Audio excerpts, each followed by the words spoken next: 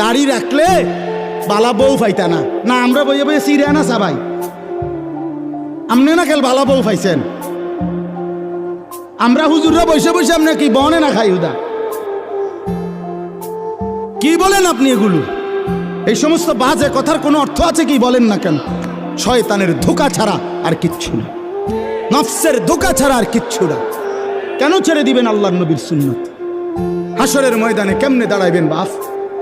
নবীজি সাল্লাল্লাহু আলাইহি সাল্লাম জিজ্ঞেস করবে, উম্মত 23টা বছরে আমি তোর কাছে ইসলাম বুঝাবার জন্য পিঠটা ঝাঁঝরা করে ফেলেছি তায়েফের পাথরের আঘাতে। আমি পেটে 2টা পাথর বাঁধছি ক্ষুধার কষ্টে। আমি দান দান শহীদ করেছি উহুদের ময়দানে। আমার এত কষ্ট, এত রক্ত, আমার এত চোখের পানি, আমার দিবারাত্রির এত কান্না, বিনিময়ে তুমি এটা কি নিয়ে আসলা? তখন কি বলবেন? কি বলবেন বাবা?